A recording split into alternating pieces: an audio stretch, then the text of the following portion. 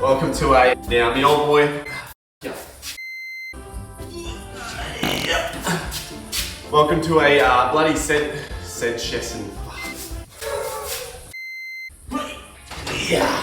G'day guys, welcome to a shed session. It's probably more of a garage session. So the old boy has always wanted a 12 volt system in the back of his car. He wants to go traveling, touring, all that good stuff. So today we're going to be installing a 12 volt system in the back of his car while he's at work, and then surprising him when he gets home. Righty, I think the old boy just got home. He's going to see it for the first time. Let's see his first reaction. What do you reckon? I think that's a pretty sick idea. Of course I'm going to do that for the old man. We're not just going to install any 12 volt system in the back of this thing. We're going to be installing the most simple, basic, easy 12 volt system, but it's 100% reliable. We've tried and tested this stuff for the last 3 years. So taking what I know, throwing it into the back of this. I am a Sparky, but that doesn't mean I'm any good. So anyway, I'm going to be showing you how the way I do things, throwing some tips and tricks in there. Rightio, this is for me old boy, but to say thank you to you guys, I think it's a pretty good idea. Maybe we should give away a similar system to this to one of you lucky buggers. There's only going to be 2 steps to win this full 12 volt lithium system. I just spat everywhere. Sorry, mate. Anyway, actually, to win this 12 volt system, all you have to do is 2 steps. The first step is going to have to be subscribing to the YouTube channel. So no one's going to win if you're not subscribed to the channel. Now the second step I'm going to tell you in a little bit, so you're going to have to keep watching. Let's start the setup. Let's show you the gear that we're going to be installing. I cannot bloody wait. This thing is going to be a little ripper. Rightio, this is the gear that we're going to be installing. I'll run you through roughly what we've got here and why we've chosen it throughout the video. And like I said, this is geared for beginners, so don't stress. I'm not going to throw some crazy lingo at you, but if you aren't sure and you don't want to give 12 volt a crack yourself, definitely seek professional advice. But honestly, 12 volts easy, it's just red and black. It's very hard to stuff up, and with the tips and tricks I'll tell you today, even a fool could do it like me. So anyway, today we've got a bit of equipment here. We've got the iTech World 40 amp DC to DC charger. We're going to be throwing that bad boy in. We've also got their brand new, oh, it's the same both ways, but the iTech 120X Pro. Now this is pretty sick because for a long time I've always wanted Bluetooth in these batteries. We've been running these batteries for 3 years now and they've never had Bluetooth. So now iTech have answered, they've listened to your bloody screams. I want Bluetooth! And now we have Bluetooth in the batteries, which is freaking sick. We've also got this brand new BM500 Smart Shunt. It's got the new screen, new and improved. Cannot wait to look at that. I've never seen this before. It's called the 12 volt mini power box. Now this is pretty much a charging dock for your car, caravan, whatever it bloody is. So we're going to be installing that too, so the old boy can charge up his head torches and all that dad stuff that dads just carry around with them all the bloody time because they're always prepared, so they need to charge some shit off that. So anyway, we're not here to put socks on centipedes, guys. We're going to get straight into it today. But whenever you're ordering some 12 volt gear, whoever you're ordering it from, whatever company, there's a few things that you can do after you order it before it actually gets to your door, before you can install it. Now, one of those things is working out how you're going to mount the bloody thing. Now, ours is going to go on the back of the car. We've got some dead unused space in the back of this 200 series. So what we've done here is made up a custom little wooden battery box. Now, there's nothing special about this. You can buy battery boxes, but we thought this video would be cool just to show you what you can do with just some stuff laying around the back of the shed. Bit of fabrication, a few hammers and nails, and Bob's your uncle. You've got a little custom battery box. Now we're going to be installing that. Like I said, we used scrap to make that, so it cost us absolutely bugger all apart from our time. Another thing you can do is also run the cable, the 12 volt cable, from your battery / alternator to the back of the car or wherever you're putting your charger. So I'm going to show you that. I'm going to show you some do's and don'ts with that and why we do certain things to make your system as efficient as possible, because that's the name of the game. Ooh, I'm out of breath. Let's get into it. Another thing to mention too, guys, we do have a discount code with iTech World. I'm sick of hearing people not remembering to use the code, or their loved ones and friends not using the code. This code is for everyone. Give it around, sell it to your mates even, so tell them you'll give them a 6-pack if you save them 200 bucks on your system. I do not care. I just hate people spending too much money on this stuff. And there is savings to be had. So SKT will get you 5% off extra on top of sales any time of the year. Rightio guys, you all know that I love my 12 volt gear, and this month, March, iTech World are having an up to 50% off sale. And if you use the code SKT, so our discount code, that's gonna make it 55% off. You don't miss out on that. SKT for an extra discount. Hope you enjoy the video. Make sure you get that, guys. Don't forget it and tell your friends. Rightio, the first thing you're gonna wanna do is run a cable, a twin, so a red and a black, all the way from your starting battery, your crank battery, all the way to wherever your DC to DC charger or wherever your charger is going to go. So to run a cable from the front to the back is very, very easy, but it's very easy to stuff it up too. So with vehicles, there's hot things, there's sharp things, and they're two things you want to stay away from. So things like exhausts, don't run the cable underneath the car to the back around an exhaust or anything like that. The best way to run a cable from the back to the front of the car is through the chassis, right? It's the easiest, most effective, simple way to get it to the back. So you get your cable in some split corrie. That's a really good protection against sharp things. Throw it down the chassis rail and then out of the chassis rail through the undergrommet of your car. I'm not going to show you that because every single car is different, but that's the way I recommend. You can run it through the vehicle, but you've got to push it through the firewall, which is a bastard of a job. I hate doing that. And then you've got to pluck trims all the way to the back of the car. So the easiest way, in my opinion, is to run it through the chassis rail. It saves you a lot of time.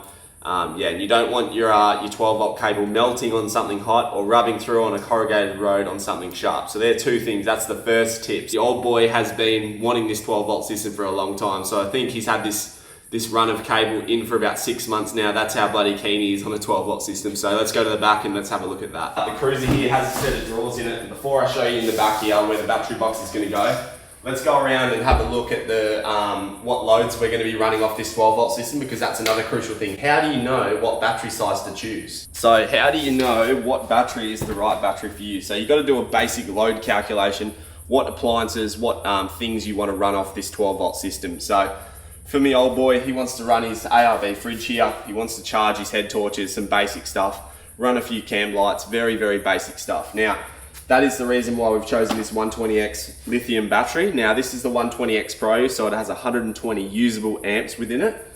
And yeah, like I said, he's just running fridges and stuff, but if you did want to run induction cookers, air fryers, stuff like that, first and foremost, you're gonna need an inverter. And I would be leaning more towards a higher capacity battery than this one here. This one would 100% do it. However, I love being comfortable with my 12 volt setup and not worrying about running out of power. So this would run an induction cooker. This would run a 2000 watt inverter, obviously, but I would be leaning towards that higher one. Now, let's have a look at his setup here. So he has got a Tanami rear drawer system here. iTech screen is going to go on the front of his drawers here. He's got a few Andos, some bits and pieces going on. He's also got an ARB compressor, which we have to hook up as well. But these drawers should look familiar because they're the same ones as we've got in Leroy. They're built from Tanami, which is a father-son combo. A really good company, making some high quality stuff. So anyway, he's got that. He's got it on a fridge slide, which is pretty cool. And then he's just got his 60 litre ARB fridge there. So, and we will be looking at solar at some point down the track. Jesus, that's bright. I'm more lit up than Snoop Dogg at a weed convention. Fruits, I like strawberries, watermelons, pineapples. I'll flip to the GoPro now because it's a little bit easier to show you the backspace here. So pretty well what we've got going on is this cable here. My old boy has ran in a 16mm cable. So it is a very, very girthy cable. And yes, it is harder to run bigger cables through your car, but it is 100% worth it because you know your system's gonna bloody work. On paper, they reckon it's good for like ridiculous amount of amps, like almost 100 amps, but they're only talking over a small distance. This run here of cable is over 5 meters long. Now, over that distance, you're gonna get a lot of losses if you run two smaller cables, so always select biggest grade cable you can. Sensibly, obviously don't go stupid because there's a point where it's just ridiculous, but for this, we've run 16mm, we suggest 16mm, but if this was going to the caravan, I would suggest the next step up again because you're going over 8 meters now. If that all went over your head, the only thing you have to remember is go overkill on your cable because you just have to remember voltage drop happens in every current carrying cable. And the more distance you have on your run of cable, the more voltage drop you're gonna get. So make sure you upsize your cable. Whatever you think you're gonna need, go the next size up and you won't have an issue at all. I don't know if you guys can see the contour of the 200 series there, but it's on a really bad slope. Now that's why we couldn't just buy a generic battery box, it wouldn't have worked. So this wood one is mint. So as you can see, that's already tight. We're gonna secure that there. The battery's actually gonna go straight in there like that. Just like so. And then we're gonna mount the DC to DC charger, and I'm gonna show you how you make this space look pretty bloody neat. Righty, I just say thank you to you guys. All you have to do to win that giveaway is scan the little QR code in the corner of the screen. To do that, all you have to do is whip your phone out, bring up the camera app, put your camera over the QR code, it should bring up a link. Hit the link, fill the link out, takes about 2 seconds, and you're in the chance to winning full 12 volt system for your vehicle. Once you know where all your stuff is gone, you've run your cable to the back of the car or wherever your charger is going to go. The next thing you need to do is work out how much stuff you can get done on the bench, because it's so much easier working on the bench than in the back of a car. Open up the 40 amp DC box here, so I want that to go right there, so I've got to do some connections from here to the top of the battery, so I'm going to do all that outside the car. Then I'm going to put it in the car. Now in the box it comes obviously your DC to DC charger, you've got a installation guide, plus you've got some other connections here with pretty much that's how you would inline link onto cables. So there's a few things you can do. You can chop off these ando points and do inline links to your cables that you want, or you can use the ando points and instead join to the supplied cables like that. So inline link off these, and that is what I'm going to do, because at the end of the day, the old boy at some stage might want to take this out of the car, and it's going to be a lot easier if I use Anderson plugs and just disconnect them than having to cut everything out and then rejoin it back in later. So that's the reason I'm doing that. So what I'm going to do is work out the length of cables that I need. I've found some old 16mm cable in the back of the shed there. So I'm going to do all my joins here on the bench before I even put it in the back of the car. So I'm going to get onto that now.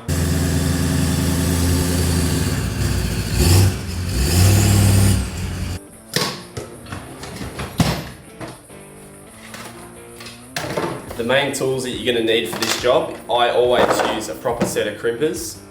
This is because I don't think that the back of a set of pliers in these points here really do a very good job, and when I'm relying on that join not burning my car down, I'm 100% going to be doing it properly the first time and not stuffing around with that sort of thing. You're also going to need a heat gun, a set of pliers, a tech gun or a drill, and that's pretty much it. They're the main sort of tools that you're going to need for this. Obviously some consumables like screws, tape, heat shrink, basic electrical stuff like that is what I'll be using.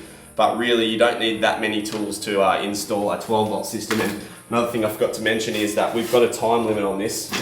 It's literally until my old boy gets home. So I am under the pump a little bit with this, but that is okay.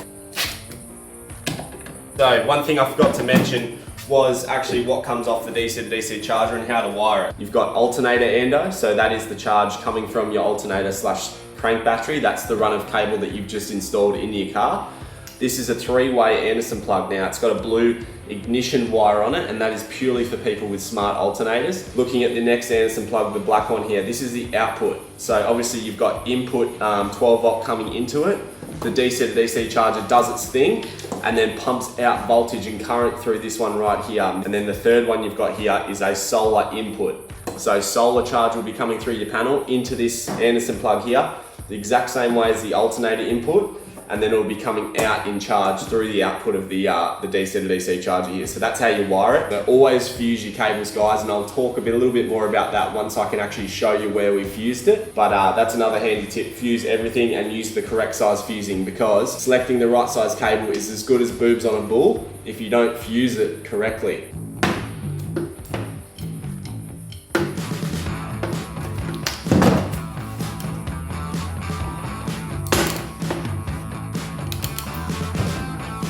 Always give it a pull test once you've done your join as well on the crimp. Cut some heat shrink. I'm just going to show you the first one, and then I'm just going to repeat the process for a few. So good little beginner's tip here is always slide your heat shrink on before you crimp your cable, because you can't get the heat shrink on sometimes after you've actually crimped the cable together. So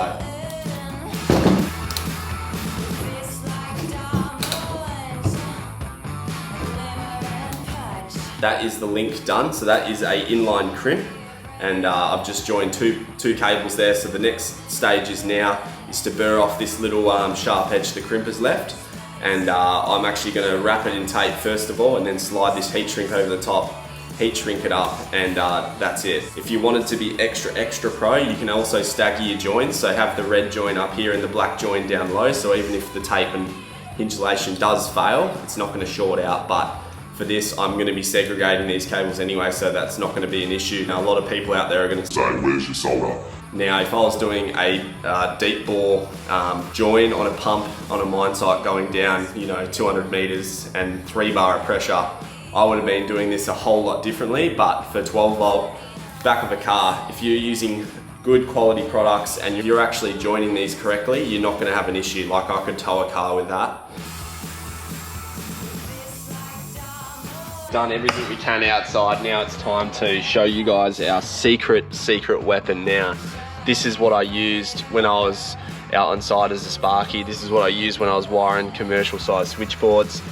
This is the best stuff ever, and this will make your job look 20 times neater if you can get your hands on it, and that is called cable ducting. Now this is predominantly used in switchboards, electrical switchboards, and you can buy this from pretty much any of your electrical wholesalers around Australia. So the idea is, because we're going to be running all these cables sort of up and around here, we're going to be mounting our equipment here. I'm going to use ducting to sort of come around this whole thing, and that way you're not even going to see a single cable. So cannot wait to show you that. I'm going to crack in here. We've only got a couple hours left, so I've really got to put the foot down and try to get it done in time.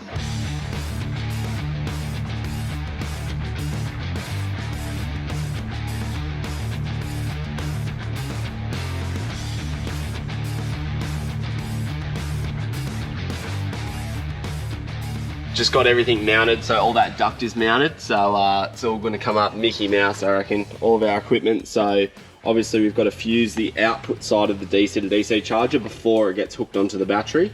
That's fine. We've got our smart shunt here, I've just mounted that there, and then we've got a fuse block for all of our accessories like lights, fridge, all that stuff. So yeah, that's all hooked up. Pretty happy with it, and it's all going to be nicely hidden with some duct. We still have to get our ARB compressor feed in. We also have to run a few cables and stuff, so I'm going to do that now, but it's all coming together. It's looking good, and yeah, it's going to look amazing, I reckon. So just still trying to work out where to mount this. Oh shit. Just trying to work out where to mount this little power box. I'm thinking just putting it right here. Don't mind the foots, the big foots, but yeah, we're still the verdict's out. I might actually wait for the old man to tell me where he wants me to mount this, but it is super cool, this thing. Have a look at it. So it's got all its USBs, USB-Cs there. It's also got a voltmeter, so you click that button there, you got your voltmeter. You got a heap of outlets, so Siggy, and then you got a light on the top as well. So pretty cool, and it's all pre-wired, and pretty much all you have to do is just connect the other end to power. And then you've also got some Anderson outputs here, which is pretty cool. So look at that. If you didn't have a heap of USBs on your car and you wanted some, you could definitely run one of these. This is a sick idea, and it's all pre-wired too, so it's literally plug and play, and that's what we like. Plug and play stuff makes it real easy. But yeah, she's all coming together here. I feel a bit unorganised. I couldn't organise a rock fight in the quarry at the moment, but it's yeah, it's coming together. We've got 2 hours left to get all this done, so yeah.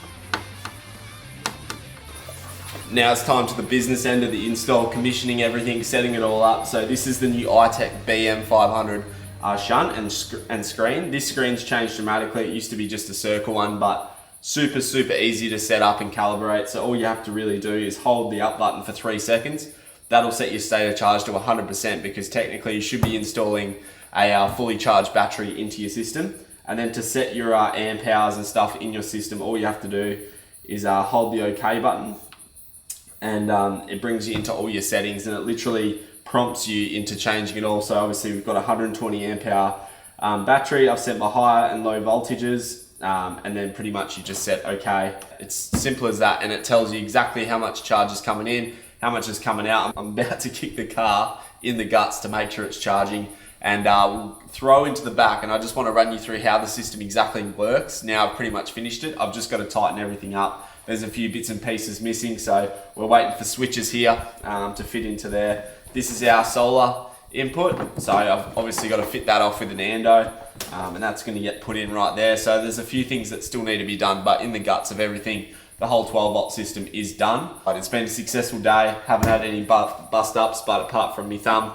I took the top off it with a Stanley knife, so that's not very good. But anyway, I'll run you through what's going on in here. Rightio, we're locked up in the back of the car here like a naughty Labrador, but I just wanted to show you guys how the system works. It's the simplest way to explain this system is going to be obviously trying to explain where the electricity is going. So it starts at the front, comes through that cable that you've run from the front of your car, from the bonnet, from the alternator, up under here into the DC to DC charger through the input, so which is this one here. So that's the input. So it comes in through the DC to DC. This has got an inbuilt algorithm profile in it. So you've got obviously LiFePO, calcium, AGM. This thing does all the different sort of batteries, which is great. It does its thing, the algorithm does its thing, and then it comes out into a better charging state of electricity. I'll just leave it at that. I could go into some freaking nerdy ass details here, but pretty much you select LiFePO, which is the algorithm we want, comes out up here, and then obviously goes through this isolator, because you need to fuse the input side of the DC to DC plus the output side. This is a 50 amp waterproof isolator. Now, this is pretty much just a circuit breaker, so it's resettable. So if you do pop it, you can reset it. Comes out of that and then into the top of the battery here. Now, what it does after that, and the way that we're monitoring this system, because you're probably thinking, how does that screen at the back there link up to all this? So pretty well, that's where this shunt comes in. So this is the negatives, all of our negatives in the circuit, and this is measuring the ins and outs. So how much charge is coming in, how much output's going out. So younger Keelan didn't explain this very well. So you've got two sides of the shunt. One side of the shunt goes to the negative on the battery. The other side of the shunt has all your loads coming off it. So your fridge negative, your light negative, plus your negative that's actually coming from the DC to DC charger. And what that does is measure the ins and outs. So if we're charging it at 20 amps and we're sucking 10 amps out, it's going to tell us that we've got a positive 10 amp charge rate. So I hope that makes sense, and that's why we do that. All the positive sides of the loads go to the fuse block, which I'll explain in a minute. It's the only negative that we have on the system is this one, and that runs to one side of the shunt, and then all of our loads plus our chargers come onto the other side. So obviously your DC to DC output comes to here. This little comms cable there communicates to that screen at the side there, and that is how we're getting all this electricity. Another set of fusing. So pretty much we've got three sets of fusing here. We've got the one that comes from the alternator, the input side, we've got then the output side of the DC to DC charger, so that's two fuses, and then all of our accessories coming off this are all fused as well. So we've got air compressor, we've got lights, and then we've got the switches and the roof lights, which we haven't hooked up yet. So we're not going to put the fuse in for that, because if you haven't hooked it up, definitely don't throw a fuse in, because if your cables are touching your active and your negative, you're going to get sparks. If not, you're going to get a whole bigger issue than that, let me tell you. So I did tell you there's a second step to winning this complete 12 volt system. All you're going to have to do is go into the description of this video. There's going to be a link. Hit the link and subscribe to iTech World. That's all you have to do. Subscribe to Sarah Keelan Travels YouTube plus iTech World, and you can win. Rightio, Baz and the boys built these drawers over in Vic for Gaz, Dad. So yeah, this is the lower set. Obviously, we've got the double stacker, and our fridge is actually on the other side. So just shows you Baz can do some customized stuff for the back of your car. Doesn't really matter what you want, he can sort of make it work. Dad wanted this this fridge barrier so he could still stack stuff on top and stuff, so he's made it work. I just want to test this air compressor, make sure my wiring's not too dodgy.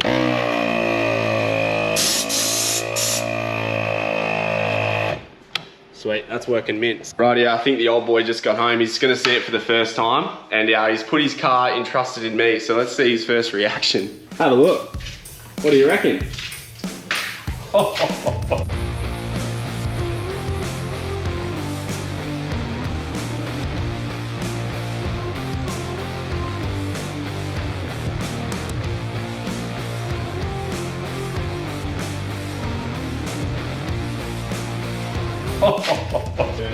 That's sick. How neat.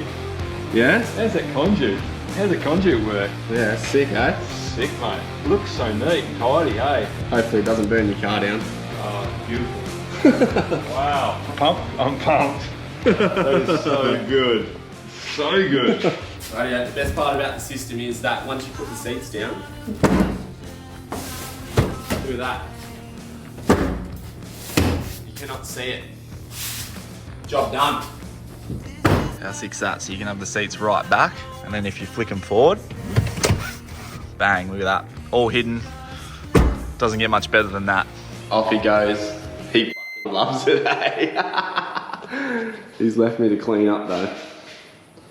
Oh well, how good is that? Successful day. Gaz was absolutely pumped with his 12 volt system.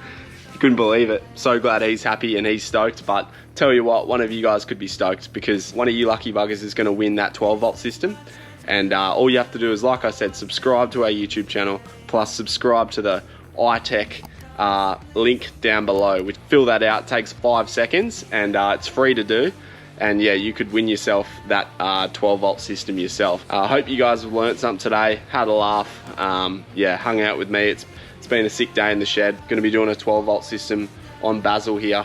So I'm looking forward to that. We're going to do a different system altogether. I'm pretty keen to show you that, eh? But look at it.